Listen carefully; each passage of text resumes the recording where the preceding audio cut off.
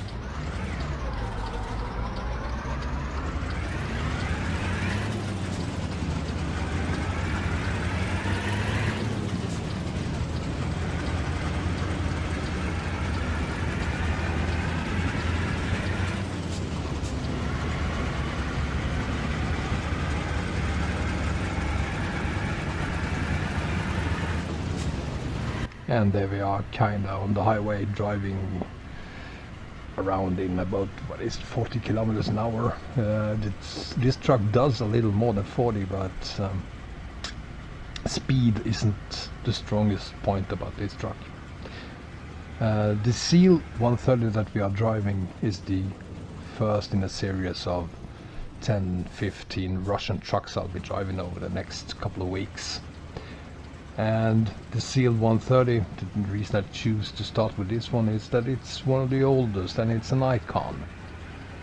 It was mass produced from 1964 to 1994, and the first prototype was developed already in 1956. So this truck is 60 years old.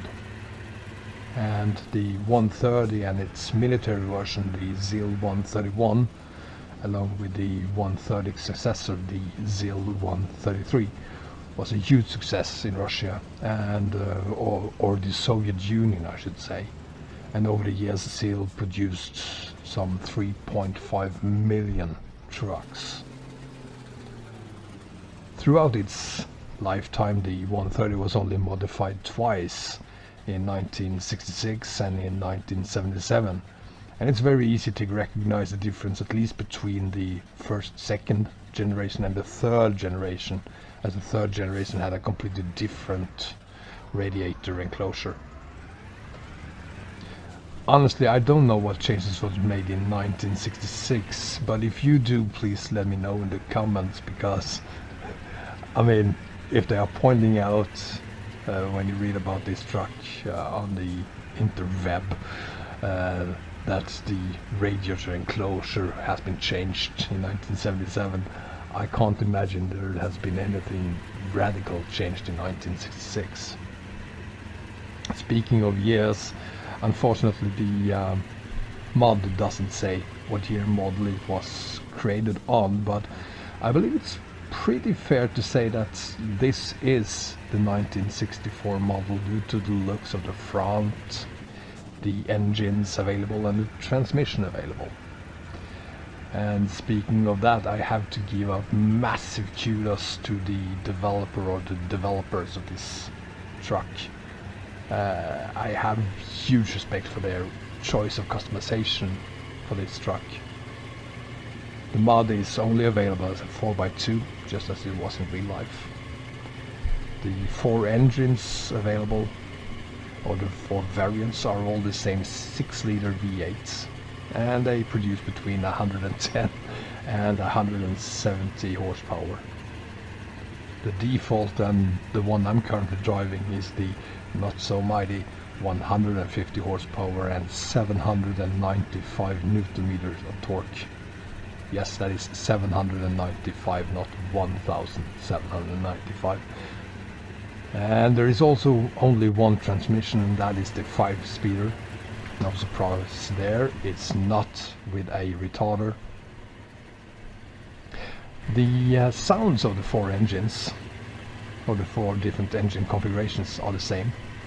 And I'm so happy to say that the recordings are based on the actual engine. Just Google the ZIL 130 and listen to the engines. It is the same engine, at least when it's idling. There are only a few configurations you may do on the outside of this truck. A few lamps, beacons, tires, and surprisingly enough, the antenna. I changed very few things. I added a couple of headlights on top of the truck, and that was about it. Again, except for the antenna. And the reason I'm talking about the antenna is that I was kind of surprised when I got to the interior and found that there's neither a com radio or a tuner available, so I have no idea why there is an antenna available. It's possible that the com radio is there somewhere, I just couldn't find it, or that the manufacturer actually had a com radio as an option available. In this mod version we then get the antenna but not the com radio itself, I don't know. Speaking of interior, just like on the outside, there's very little you can do, apart from a couple of very odd steering wheels and a few internal lighting options. There's almost nothing except for a couple of odd steering wheels. And obviously the GPS that I'm driving with, but I mean, my goldfish has better memory than I have, and I suck at reading actual physical maps, so I kinda need that GPS. Speaking of lightning, I unfortunately chose to add the internal lightning, and I recommend you don't unless there's an alternative to add white lights. I've added a red light, and it's probably not something that was an option in Russia in 1964 or in 1994 for that matter. In my defense, most of the mods or the options are named in Russian, so I had really no idea what color I selected. The only thing there is a huge selection of is the co-pilot and pilot signs. I've never seen a truck with that many different co-pilot and pilot signs. I have no idea why there's so many bunkers even. It's possibly a Russian thing, I don't know. And finally, the paint jobs. There's a small selection of colors, not much, but again, I don't think painting was a big thing in Russia in 1964. So to sum it up, the truck is a rare example of a mod being true to the truck it's based on. The modders have obviously worked very hard and succeeded very well in creating a truck that is a pure joy to drive. Not because it does a good job of hauling, It doesn't. On the contrary, it's a terrible hauler. But because it feels precise and accurate in its modeling of a now more than 50-year-old truck, it makes me really happy to have to carefully choose what I haul. I know as a BDF this truck could haul about 7.5 tons of cargo. I am hauling right now 12 tons, and you are stretching it a lot if you go beyond that. You saw what happened there in the start when I tried to get up that hill. Another good thing about this truck is that I have to keep an eye on my fuel level from start. The gas tank isn't much bigger than a cup of coffee, and the engine sound makes you wonder if there's enough oil or if you're running low. And you can see them right there, the dials, and watch them when you use the handbrake, or the 6th time you get to do it before. I'm not gonna spoil that. I enjoy red lights in this truck and the fight I have to go through with my clutch and my gas pedal as I try to get the truck rolling again. I even enjoy watching the key turn as I do my 2-step engine start. And there's no rev counter, so I have to listen to the engine to avoid the limiter. As I see it, there are 2 ways of creating a mod that reassembles an old truck. In the first case, you create it in a way that makes it look and feel like the truck has aged for 50 years. It's all beaten up, rusty, look like shit, and probably smells like it as well. Or like in this case, you get to climb into a truck that's get you back to 1964 as if the truck was brand new, or in my case, since I have a GPS, it is a truck that is painstakingly renovated. I feel that I'm just about to start rambling about this truck now, because I have so many good things to say about this truck. So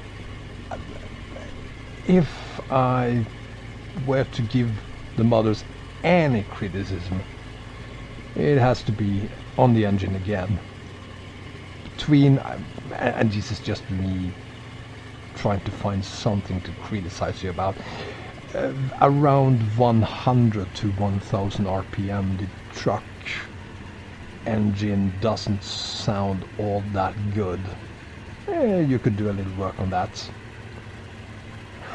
and that's about all I can find.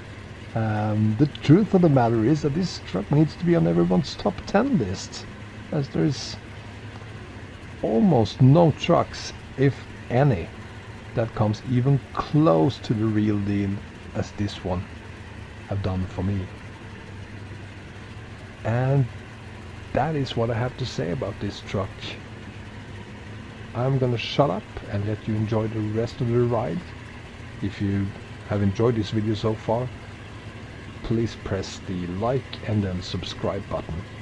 Thank you very much, guys. See you next time.